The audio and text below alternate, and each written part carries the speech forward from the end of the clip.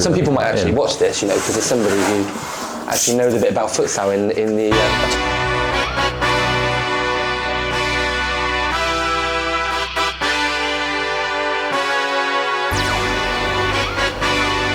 Hey, yeah, let's see how you do under pressure. Oh, yeah, I've been wanting this forever. I've been in the field with whatever they throw at me. Brush it off, pick myself up, moving on to the better.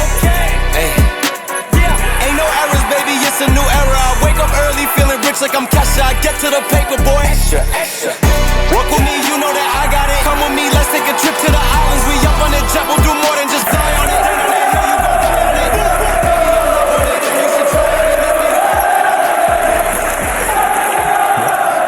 Welcome back, everybody. So this is a little bit different for you today. I have got one of the, I know he won't say it, but one of the best futsal players in England. Yeah, I mean, slightly getting a little bit older now. I mean, who said I wouldn't say it? But actually, it's an absolute pleasure, and thank you for coming on today. And hopefully a little bit somewhat different for you today. But Stuart Cook, been around the game for how many years? About 16 now. 2009 I made my debut for England. And that was my first ever game. Bloody hell. And yeah, played how many games for England? 89. 89 games. How many goals? 33, I believe. Yeah, I got more assists than goals though. Okay, how many assists have you got? 39. Most of them for Bally. Right, okay, yeah, Bally will be here. What do you think of our game before? Because we just played our cup final, but that'll come out soon, so no spoilers, but what do you think of Bally? How's he getting on? I'll be honest, I didn't see it because I was travelling in. I know it was a good result and he's told me he's got a hat-trick, so I'm sure he's happy. Yeah, I'm sure he would have been happy with the loss and the hat-trick as well. Yeah, and to be fair, I'm happy that he actually turned up today, because this morning we were like, is he going to come, is he not going to come, so we'll I'm see. Also happy that he scored more than Planky. Yeah. They're the two worst goal hangers I've ever seen in futsal. So they are. So anyway, shall we ask you some questions about the New England setup? So obviously England went away, for those of you who don't know, during COVID, kind of disappeared for a bit, and then it come back, and it's now under England Futsal. You obviously are England captain. How have you found the setup? What's it like? What's your experience been like so far?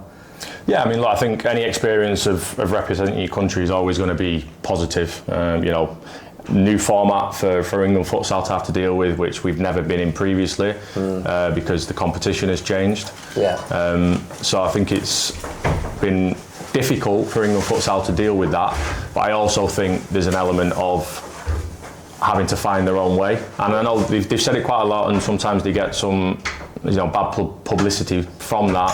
But the reality is we still don't really have the full support of the FA. No. Did we ever really have it previously? I'm not so sure. But I think in the grand scheme of things and long term, we do need the support of the FA. So I think the more backing we can give England Futsal in order to make whatever it looks like right now over the next period of time is really important. And then hopefully, once we've proven that it can be successful, that the FA then start to look at it and probably show it a little bit more respect from it being a senior sport rather than just a development tool for football. From a personal point of view, that's why I'm in it, for the senior stuff. I coach kids. I want to give as many children the opportunities as I've had, but it's not just that, it is a sport for adults as well. And like I say, the experiences I've had have basically made me want to stay in the sport. It would have been really easy for me to go and stay in non-league. I've played 600 non-league games at a good level, but I chose futsal because it's a sport that gave me a lot of experiences that football never did. Yeah.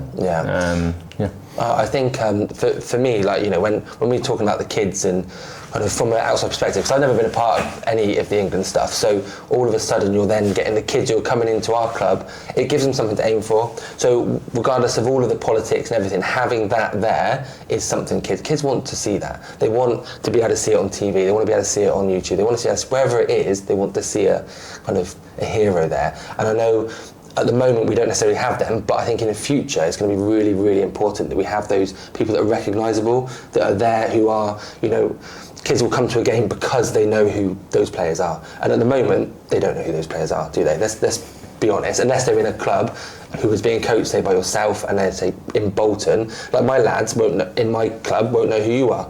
That's just because it's that's the nature of the game, I think. So we need heroes, we need aspiration, we need all that stuff, but you don't get that unless you've got an actual team there. No, I think that's really important, but I also think that's important across the board. So I think the women's team, and again, going back to England Futsal, the priority that they put on making sure that we had the first England Lionesses travel out to qualify, regardless of whether we had to crowdfund for it or not, for me, it was massive. You know, and we've seen the difference at Bolton. Obviously, we've got 4 ladies there, our head coach, Laura. You know, we've seen an influx in players wanting to come and play because they've now got that focal point and of people to watch and aspire to be, and also then for somewhere to potentially aspire to go and play in the future. Absolutely. So I just think it's massive, and like I say, I think one of the things that futsal's got to get better at is probably more things like this, in terms of being able to promote itself without fear of being judged. You know, I know we'll touch on it in a minute, but you know, the Ballers League for me, one of the first things that almost every player did and the actual sort of organisation did was get us all on a call and say, right, online, support each other. Whether you're playing for the same team or opposition team, comment, like, share, everything of everybody's, and that's how you'll all grow, and you'll grow your own audience and you'll grow a team audience, and ultimately that's what puts eyes on it. And I don't think we do that enough as a sport in futsal, you know. Well, I can say, because you know, our matchday videos take about 40 hours to do, and they'll get 300 views. Now I'm not saying that's bad, in fact that's just pretty good in the futsal world, even 300-400 views, but the amount of effort that goes in, and I think going back on kind of what I said about my kids, but it's my job in the club to tell them about you, right? So when England are playing, it's my job to say, oh, England are playing, watch it on YouTube, this is the link, or you know, whatever it is, it's about getting that exposure. So I think that leads into what you're saying around everybody sharing the message and everybody getting behind it. Just a quick question, so thinking back to where the FA was when it for England under the FA to England now, is there any key things that are different, or is it, would you say it's similar? No, I do think there's key differences. I mean, look, like there are financial restraints on England Futsal that probably weren't there when we were directly under the FA.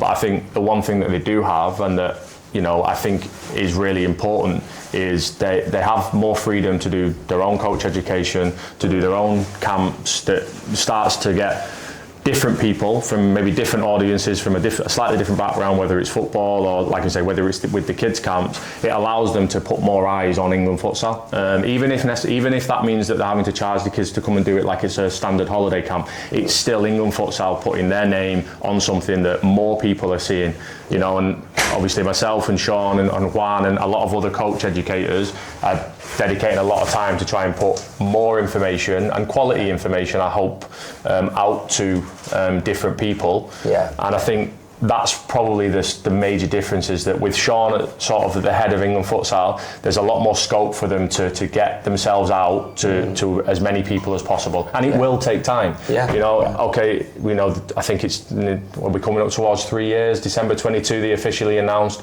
Probably took them 6 to 12 months to really find their feet. You know, you've got people coming in now to manage social media accounts, and like I say, it's not going to happen overnight, but I know that when I invested in coming to Bolton, that we weren't going to get success overnight. It was going to take 5 to 10 years. And I know some people will say that we've already had 25 years of it, but we keep having to restart. We have to hope that this restart can be the long-term one. The long one, yeah. So tell us about your boy then, because obviously he's got involved quite young, He's now come through, he's doing really well in the England sort of setup. What do you think? How proud are you just as a dad, and what do you think he can go on to achieve? I mean, look, I'm incredibly proud of him as a son, regardless of what he does in terms of futsal. You know, he is a bit of an idiot, but I think everybody's 17-year-old son probably is. You know, and in fairness, he didn't come into the sport really young. You know, he played grassroots football and sort of academy football till he was like 10 or 11, but not high-level academy. Like, he was in and out of a couple of development centres, and then he kind of came to me at 11, 12 and said, like, I'm not really enjoying it, can I go and try and play futsal? He hadn't done it before that. He'd been around it because of obviously me, he'd been to watch me play, he'd kicked a futsal ball around. So when I made the decision to come to Bolton, that was with one eye on getting Tyler in a local team and giving him the opportunity to play. I think the difference for him and maybe some of the other players who have been around me for the last 5 years is that the environment, in terms of the information they've been getting over a long period of time, is maybe different. I'm not going to say better, maybe different than other clubs and coaches can give. Again, one because of my playing experiences and probably the coaching that I've been given previously. So the environment that they've been in has probably allowed them to maybe set their level and their game understanding a little bit higher than maybe at other clubs. And I suppose that shows with 5 of our sort of that group being involved in the England under-19s, which I'm incredibly proud of as a coach, but also as a club. You know, and look, in terms of his performance and some of the other performances from the young lads in our Tier 1 team, you know, he's our top scorer in the league. He's probably been our most consistent player, and at 17, you know, he's probably outperformed, or I genuinely believed he would be. I think, you know, from an outside perspective, I've never met your son, but I come to watch you at Wessex, didn't I? He's just calm, composed. I think if he's going to do well, if he looks to go abroad or whatever his future looks like, I think he's going to do very well in the game. So future England international, almost certainly, in my opinion, but that's from an outside perspective. So let's go on to Baller League quickly. You touched on it earlier. Happy with that song, Brandon. Just that positive soul touch that you see from Stuart Cook every time. It's allowing them. Just quickly for people, how did that come about? What do you think about it? And do you ever think that futsal and Baller League could compete? Because let's be honest, at the moment, futsal's nowhere near it, and it's only just come here. So what do you think of kind of the whole setup and where that's going? So in terms of the Baller League thing, it came around. I was invited to go to the trials, and I went down. Quite enjoyed it. I've always played 5 and 6-a-side. You know, throughout the sort of 20 years I've been playing small-sided sport and football, so I enjoy it. I didn't really know what it was about when I first went down.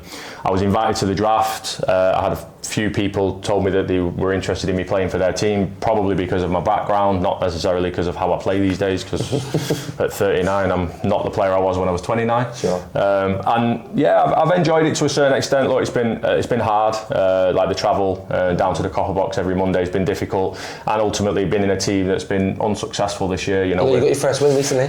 Second win, but yeah, probably our most dominant win. You know, and like I say, I you know, trying to manage that as well as playing for England this year, as well as trying to coach and do the stuff with Bolton, it's probably taken its toll on me. So I've probably played a handful of games injured. I've missed a few games because of injury. So it's been difficult from a playing point of view, but from an experience point of view, you know, the Copper Box has 3,000 to 4,000 to 5,000 in every week, lots of eyes on it, lots of different influencers and ex-professionals around it. And in terms of it competing with futsal, look, I don't think right now futsal's anywhere near being able to compete with it, but that's because of the money that's being ploughed into it, and that money's being ploughed in from investors who know what they want, which is content.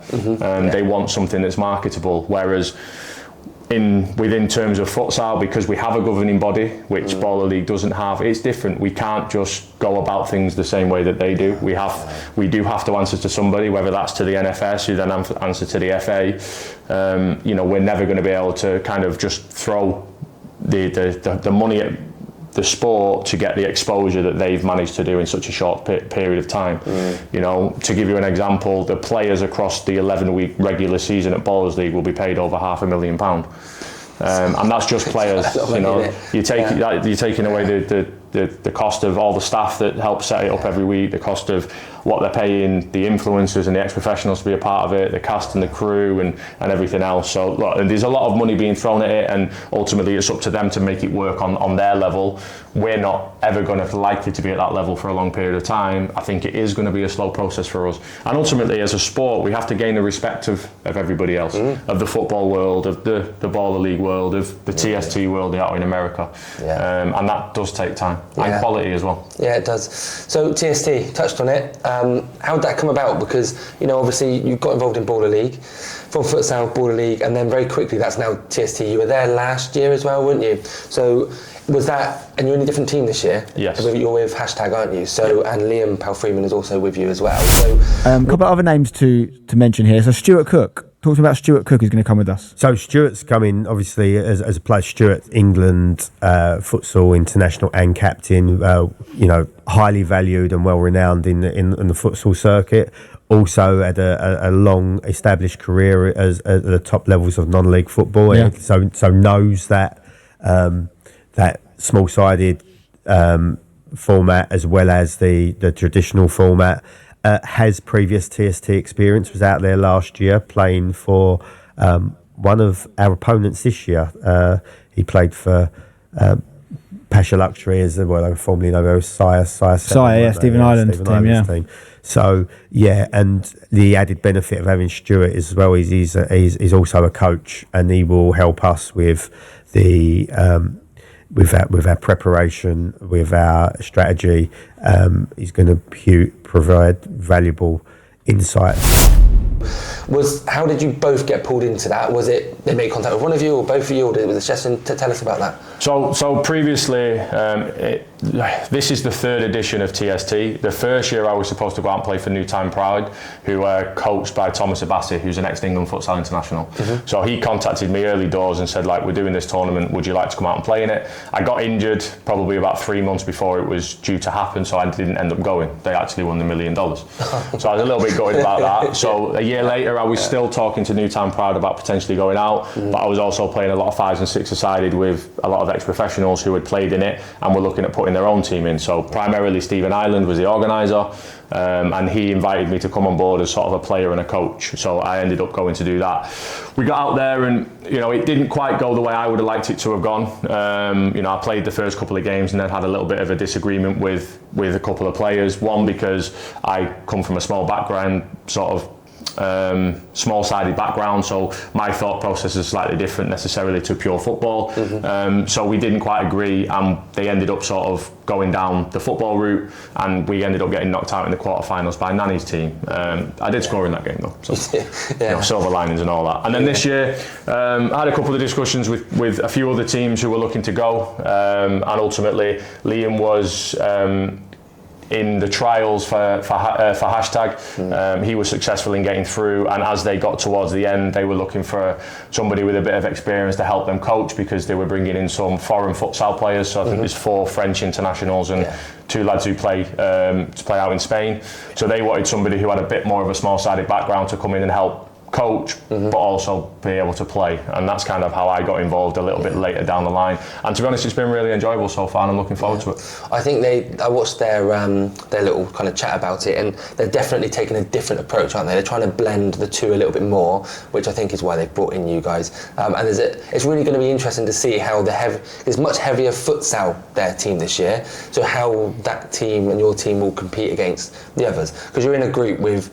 I don't know what they're called, but they've got some real players, right? So Pasha Luxury, who are in our group. So that's mainly the lads I went out with last year. So Tom Huddleston, Stevie Ireland, Bakary Sacco, Umani As, Kieran Westwood. So all ex-Prem footballers, and they've added in more Anthony Knockhart, Andre Gray, Gianni Imbulo. So they've got a lot of ex-professional footballers.